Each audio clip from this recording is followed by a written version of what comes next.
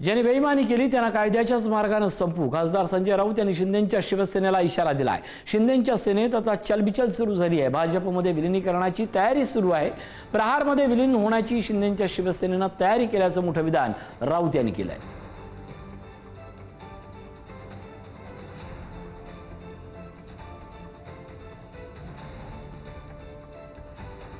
ज्याने बेईमानी केली, ज्याने घटनेशी द्रोह केला, त्यांना कायद्याच्याच माध्यमातून संपवू याचा आम्हाला पूर्ण विश्वास आहे। माझी आजची माहिती अशी आहे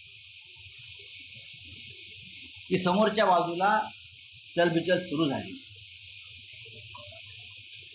आणि भारतीय जनता पक्षामध्ये मर्ज व्हायचं की जो एक लहान पक्ष त्याने आपल्यामध्ये घेतलेला अलीकडच्या काळामध्ये प्रहार, मला वाटतं त्यांच्यामध्ये मर्ज व्हायचं टीएमसी प्रमाणे। या संदर्भात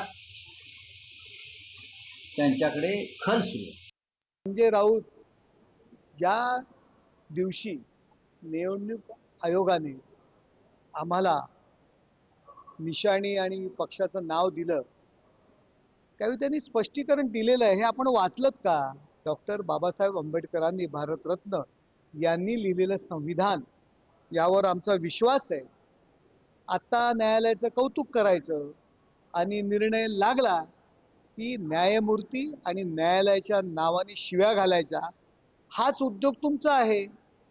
त्यामुळे ह्या पतंगबाजीला काही अर्थ नाहीये।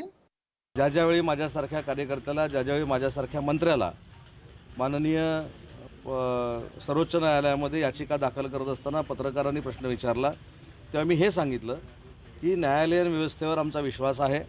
आम्ही आमच्या सगळ्या गोष्टी, सगळ्या ज्या काही कागदपत्र आहेत ते आमच्या वकिलांमार्फत युक्तिवादामध्ये मांडू आणि आम्हाला खात्री आहे की आम्हाला योग्य तो न्याय मिळेल, परंतु न्यायालयाच्या बाहेर राहून अशा पद्धतीनं निकाल आमच्याच बाजूनं लागणार आहे हे न्यायालयावर दबाव आणण्यासारखं आहे आणि हा न्यायालयाचा अवमान आहे।